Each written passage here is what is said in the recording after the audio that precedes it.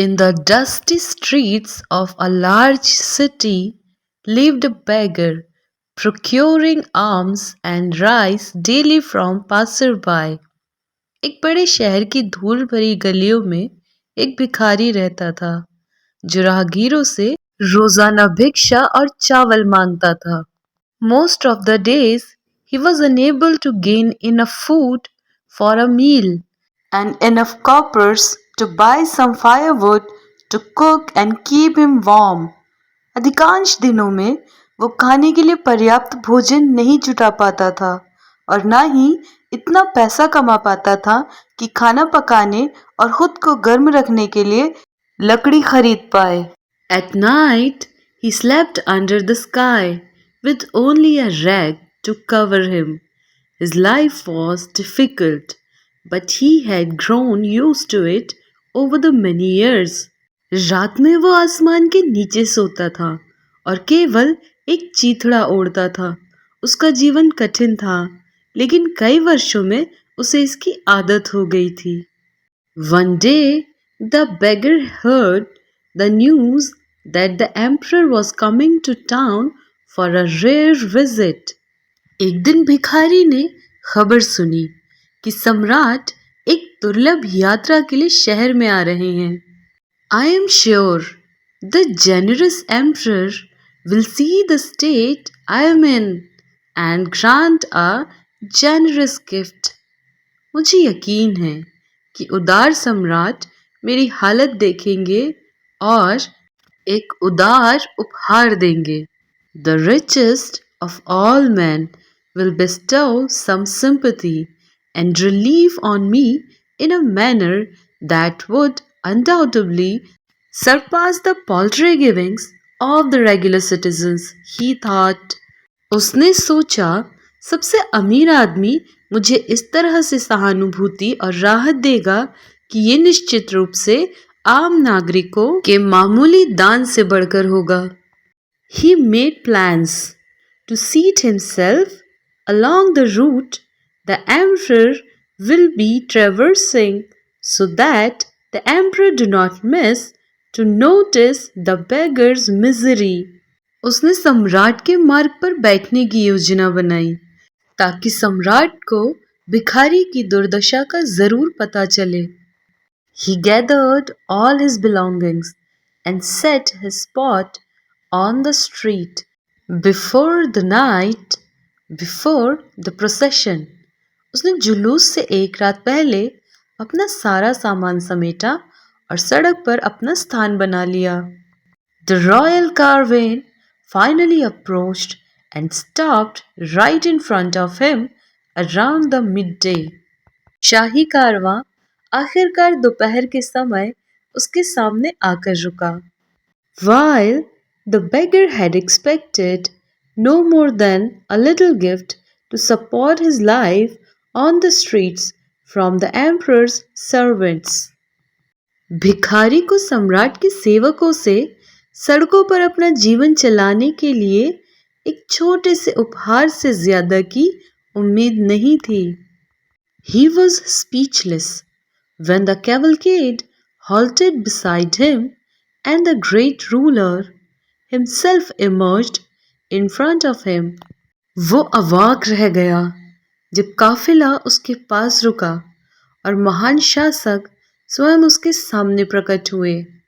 The emperor approached the beggar, shook the poor man's hand, touched him gently on the shoulder and looked into his eyes. सम्राट ने भिखारी के पास जाकर गरीब आदमी से हाथ मिलाया, उसके कंधे को धीरे से छुआ और उसकी आंखों में देखा. He said, "Tell me, kind sir, may I have a little gift of rice?"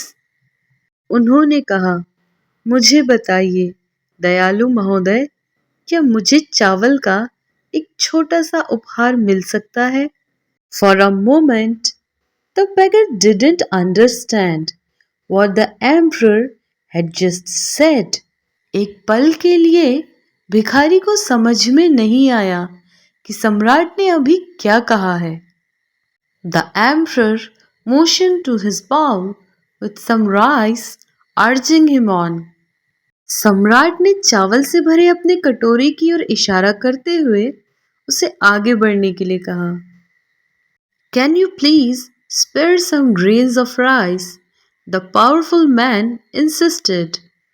क्या आप कृपया चावल के कुछ दाने दे सकते हैं? शक्तिशाली व्यक्ति ने आग्रह किया. The beggar could barely believe what was happening to him. He was expecting the great emperor to ask him anything. भिखारी को यकीन नहीं हो रहा था कि उसके साथ क्या हो रहा है. उसे उम्मीद थी कि महान सम्राट उससे कुछ पूछेंगे.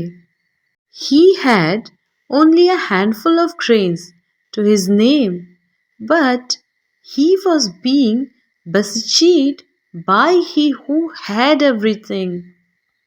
उसके पास नाम के लिए सिर्फ मुट्ठी भर अनाज था, लेकिन उससे वो विनती कर रहा था जिसके पास सब कुछ था. The beggar slowly took the bowl into his hands and stared at the little rice he had. भिखारी ने धीरे से कटोरा अपने हाथों में लिया और अपने पास रखे थोड़े से चावल को घूरने लगा. He knew he could not deny the emperor's request by any means. वो जानता था कि वो किसी भी तरह से सम्राट के अनुरोध को अस्वीकार नहीं कर सकता.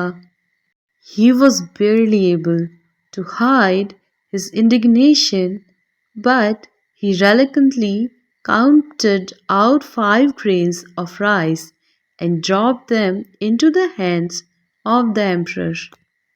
वो मुश्किल से अपना आक्रोश छिपा पाया, लेकिन उसने अनिच्छा से चावल के 5 दाने गिने और उन्हें सम्राट के हाथों में दे दिया. The emperor thanked him and shook his hand once more and went on his way. सम्राट ने उसे धन्यवाद दिया और एक बार फिर से उससे हाथ मिलाया और अपने रास्ते पर चले गए. Confused, hurt, and angry, the beggar watched the caravan disappear into the dust and left him alone with nothing more than he had before. भ्रमित, आहत और क्रोधित भिखारी ने देखा कि कारवां धूल में गायब हो गया और उसे अकेला छोड़ दिया. उसके पास पहले से ज्यादा कुछ नहीं था. That night, while he was cleaning his rice for his dinner, he noticed something glinting in his bowl. उस रात जब वो अपने खाने के लिए चावल साफ कर रहा था, उसने देखा कि उसके कटोरे में कुछ चमक रहा है. He looked closer and a thrill shot through him when he dug out the tiny gold nugget out of his bowl. उसने ध्यान से देखा और जब उसने अपने कटोरे से सोने की छोटी सी डली निकाली तो उसके अंदर रोमांच की लहर दौड़ गई. The gold nugget was enough for him to buy him a few months off the street. सोने की डली उसके लिए कुछ महीनों के लिए सड़क से दूर रहने के लिए पर्याप्त थी. There must be more of it, he thought, and started to sift through the rice in search of more gold. इसमें और भी कुछ होना चाहिए, उसने सोचा और अधिक सोने की तलाश में चावल को छानना शुरू कर दिया. He found 4 more pieces of gold nuggets inside his rice bowl. उसे अपने चावल के कटोरे में सोने की 4 और डली मिली. As he stared down at the small fortune in his bowl, it dawned on him. There were 5 gold nuggets, one for each grain of rice he had offered the emperor. जब उसने अपने कटोरे में रखे छोटे से खजाने को देखा, तो उसे एहसास हुआ वहां 5 सोने की डली थी, सम्राट को दिए गए चावल के प्रत्येक दाने के लिए एक. This was our one more story with a beautiful message. I hope that you like the story and the way I am teaching. Please, please, please keep liking, keep watching, keep growing, keep sharing, and please do not forget to like, share, and subscribe to this channel for more informative videos. I'll see you in the next video with a beautiful story. Till then, please take a really good care of yourself. Tada! Bye!